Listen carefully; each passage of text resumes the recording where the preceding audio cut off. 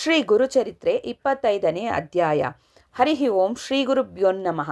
ನಾಮಧಾರಕನೇ, ಹಿಂದೆ ಬೀದರ ಪಟ್ಟಣದಲ್ಲಿ ಒಬ್ಬ ಮುಸಲ್ಮಾನ ದೊರೆಯಿದ್ದನು. ಆತನು ಬ್ರಾಹ್ಮಣರಿಗೆ ದ್ರವ್ಯದ ಆಸೆ ತೋರಿಸಿ ಅವರ ಬಾಯಿಂದ ವೇದಮಂತ್ರಗಳನ್ನು ಪಠಿಸಿ ಅವುಗಳ ಅರ್ಥ ಕೇಳುತ್ತಿದ್ದನು. ತನ್ನ ರಾಜ್ಯದಲ್ಲಿರುವ ಬ್ರಾಹ್ಮಣೋತ್ತಮರ ರಾಜಸಭೆಯಲ್ಲಿ ತಮಗಿರುವ ವೇದ ವಿದ್ಯಾ ಪ್ರಾವೀಣ್ಯತೆಯನ್ನು ಪ್ರದರ್ಶನ ಮಾಡಿದರೆ ಅಂಥವರಿಗೆ ಹೇರಳವಾದ ಬಹುಮಾನ ಕೊಡಲಾಗುವುದೆಂದು ಊರೂರುಗಳಿಗೆ ಕರಪತ್ರ ಹಂಚಿಸಿದನು. ಹೀಗಾಗಿ ಕೆಲವು ಆಸೆಬುರುಕ ಬ್ರಾಹ್ಮಣರು ಯವನರ ಮುಂದೆ ಮಂತ್ರಪಠಣವು ನಿಷಿದ್ಧವೆಂಬುದು ಗೊತ್ತಿದ್ದರೂ ಧನದಾಸೆಗಾಗಿ ತಮ್ಮ ತನವನ್ನು ಕಳೆದುಕೊಂಡು ಆ ಯವನ ದೊರೆಯೆದುರೇ ವೇದವಿದ್ಯೆಯನ್ನು ಪ್ರದರ್ಶಿಸತೊಡಗಿದರು. ಹೀಗಿರುತ್ತಿರಲೊಂದು ದಿನ ಬಾದಶಹನ ಪ್ರಕಟಣೆಯ ವಾರ್ತೆಯನ್ನು ಕೇಳಿದ ಇಬ್ಬರು ಅನ್ಯ ರಾಜ್ಯದ ಬ್ರಾಹ್ಮಣ ಪಂಡಿತರು ಬಾದಶಹನ ದರ್ಬಾರಿಗೆ ಬಂದರು. ಅವರು ಬಾದಶಹನಿಗೆ ಮಜೂರೆ ಸಲ್ಲಿಸಿ, ಪ್ರಭು, ನಾವು ವೇದಾಂತ, ತರ್ಕ, ವ್ಯಾಕರಣ ಎಲ್ಲವನ್ನೂ ಬಲ್ಲ ಪಂಡಿತರು. ನಿಮ್ಮ ಆಸ್ಥಾನದಲ್ಲಿರುವ ಬ್ರಾಹ್ಮಣ ಪಂಡಿತರೊಂದಿಗೆ ನಾವು ವಾದ ಮಾಡಬೇಕೆಂಬ ಉದ್ದೇಶದಿಂದ ಬಂದಿದ್ದೇವೆ. ನಿಮ್ಮಲ್ಲಿ ಅಂಥ ಪಂಡಿತರಿದ್ದರೆ ನಮ್ಮೊಂದಿಗೆ ವಾದ ಪ್ರಸಂಗಕ್ಕೆ ಬಿಡಿರಿ. ಅವರು ನಮ್ಮೊಂದಿಗೆ ವಾದಕ್ಕಿಳಿಯಲು ಅಂಜಿದರೆ ಅಂಥ ಪಂಡಿತರಿಂದ ನಮಗೆ ಜಯಪತ್ರವನ್ನು ಬರೆಸಿಕೊಡಿರಿ ಎಂದು ವಿನಂತಿಸಿ ಮಾಡಿಕೊಂಡರು. ಬಾದಶಹನು ಅವರಿಗೆ ಉಚಿತಾಸನಗಳನ್ನು ಕೊಟ್ಟು ಕುಂಡ್ರಿಸಿಕೊಂಡನು. ಬೀದರ್ ನಗರದಲ್ಲಿರುವ ಬ್ರಾಹ್ಮಣ ಪಂಡಿತರನ್ನೆಲ್ಲ ಡಂಗೂರ ಸಾರಿಸಿ ರಾಜದರ್ಬಾರಿಗೆ ಕರೆಸಿಕೊಂಡು ಆ ಪಂಡಿತದ್ವಯರೊಂದಿಗೆ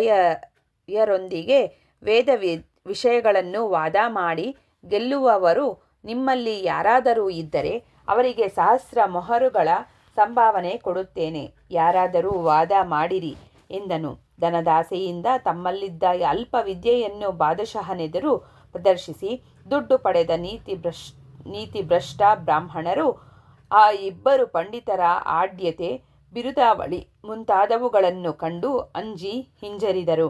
ಮರು ಮಾತನಾಡದೆ ಬಾದಶಹನ ಆಜ್ಞೆಯಂತೆ ಆ ಇಬ್ಬರು ಬ್ರಾಹ್ಮಣರಿಗೆ ಜಯಪತ್ರಗಳನ್ನು ಬರೆದು ಕೊಟ್ಟುಬಿಟ್ಟರು. ಇನ್ನು ರಾಜಸಭೆಗೆ ಬಂದಿದ್ದ ಕೆಲವು ನಿಜವಾದ ವೇದವಿದ್ಯಾ ಪ್ರವೀಣರಾದ ಬ್ರಾಹ್ಮಣರು ಈ ಮ್ಲೇಚ್ಛ ಸಭೆಯಲ್ಲಿ ಪವಿತ್ರವಾದ ವೇದ ಮಂತ್ರಗಳನ್ನುಚ್ಚರಿಸಿ ಪಾಪ ಸಂಗ್ರಹಿಸಿಕೊಳ್ಳುವುದಕ್ಕಿಂತ ಬರೆದುಕೊಟ್ಟು ಪೀಡೆ ಕಳೆದುಕೊಳ್ಳುವುದೇ ಒಳ್ಳೆಯದೆಂದು ಭಾವಿಸಿ ಜಯಪತ್ರ ಬರೆದುಕೊಟ್ಟು ಬಿಟ್ಟರು. ಹೀಗಾಗಿ ಜಯಪತ್ರಗಳ ದೊಡ್ಡದೊಂದು ಹೊರೆಯೇ ಆ ಬ್ರಾಹ್ಮಣ ಪಂಡಿತರಿಬ್ಬರಿಗೂ ಲಭಿಸಿದಂತಾಯಿತು. ಬಾದಶಹನು ಆ ಇಬ್ಬರು ಬ್ರಾಹ್ಮಣ ಪಂಡಿತರಿಗೆ ಸಾಕಷ್ಟು ದ್ರವ್ಯವನ್ನು ಸಂಭಾವನೆಯಾಗಿ ಕೊಟ್ಟು ಗೌರವಿಸಿದನು. ಆ ಪಂಡಿತರು ಬಾದಶಹನ ಔದಾರ್ಯ ಬುದ್ಧಿಯನ್ನು ಹಾಡಿ ಹೊಗಳಿದರು. ಹಾಗೂ ಬಾದಶಹನನ್ನುದ್ದೇಶಿಸಿ, ಮಹಾರಾಜ, ನಾವು ನಿಮ್ಮ ರಾಜ್ಯದ ತುಂಬ ಸಂಚರಿಸಿ ಗ್ರಾಮಾಂತರಗಳಲ್ಲಿರುವ ಪಂಡಿತರೊಂದಿಗೆ ವಾದ ಮಾಡಲಿಚ್ಛಿಸುತ್ತೇವೆ. ಅದಕ್ಕಾಗಿ ದಯವಿಟ್ಟು ನಮ್ಮ ಪ್ರಯಾಣಕ್ಕೆ ವ್ಯವಸ್ಥೆ ಮಾಡಿಕೊಡುವ ಕೃಪೆ ಮಾಡಬೇಕು ಎಂದು ವಿನಯದಿಂದ ಬೇಡಿಕೊಂಡರು. ಯವನ ರಾಜನು ಅವರಿಗೆ 2 ಮೇಣೆಗಳನ್ನು ಬೋಯಿಗಳ ಸಮೇತ ವ್ಯವಸ್ಥೆ ಮಾಡಿಕೊಟ್ಟನು. ಅನಾಯಾಸವಾಗಿ ದೊರೆತ ಪ್ರಚಂಡ ವಿಜಯದಿಂದ ಬ್ರಾಹ್ಮಣ ಪಂಡಿತರ ಗರ್ವವು ನೆತ್ತಿಗೇರಿತು.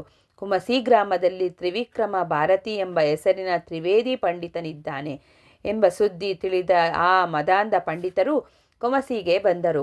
ತ್ರಿವಿಕ್ರಮ ಯತಿಯನ್ನು ಭೇಟಿಯಾಗಿ ತಮ್ಮ ಬಿರುದಾವಳಿಗಳನ್ನು ಹೇಳಿಕೊಂಡು ಆತನನ್ನು ವಾದಕ್ಕೆ ಆಹ್ವಾನಿಸಿದರು. ತ್ರಿವಿಕ್ರಮ ಯತಿಯು ಆ ಬ್ರಾಹ್ಮಣರಿಗೆ ವಿನಯದಿಂದ, ಅಪ್ಪ ಪಂಡಿತರೇ, ಸನ್ಯಾಸಿಯಾದ ನನ್ನೊಂದಿಗೆ ವಾದ ಮಾಡುವುದರಿಂದ ನಿಮಗೆ ಯಾವ ಪ್ರಯೋಜನವೂ ದೊರೆಯಲಾರದು. ಬೇರೆ ಶ್ರೀಮಂತರುಗಳನ್ನು ಹುಡುಕಿಕೊಂಡು ಹೋಗಿರಿ ಎಂದು ಸೂಚಿಸಿದರು. ಆದರೆ ಆ ಸೊಕ್ಕಿನ ಪಂಡಿತರು ಅದಕ್ಕೊಪ್ಪಲಿಲ್ಲ. ಎಲ್ಲೋ ಯತಿಯೇ, ನೀನು ನಮ್ಮೊಂದಿಗೆ ವಾದಕ್ಕಿಳಿಯಲು ಅಂಜಿದರೆ ಜಯಪತ್ರ ಬರೆದು ಕೊಡಬೇಕಾಗುವುದು ಎಂದು ಜಂಬದಿಂದ ನುಡಿದರು. ತ್ರಿವಿಕ್ರಮನು ಈ ಪಂಡಿತರನ್ನು ಗುರುಗಳಲ್ಲಿಗೆ ಕರೆದೊಯ್ದು ಸರಿಯಾದ ಶಾಸ್ತಿ ಮಾಡಿಸಬೇಕೆಂಬ ವಿಚಾರದಿಂದ, ಅಯ್ಯ ಪಂಡಿತೋತ್ತಮರೇ, ಸಮೀಪದಲ್ಲಿರುವ ಗಾಣಗಾಪುರದಲ್ಲಿ ನನ್ನ ಗುರುಗಳಿದ್ದಾರೆ. ಅವರ ಸಮ್ಮುಖದಲ್ಲಿಯೇ ನಾನು ನಿಮಗೆ ಜಯಪತ್ರ ಬರೆದು ಕೊಡುತ್ತೇನೆ.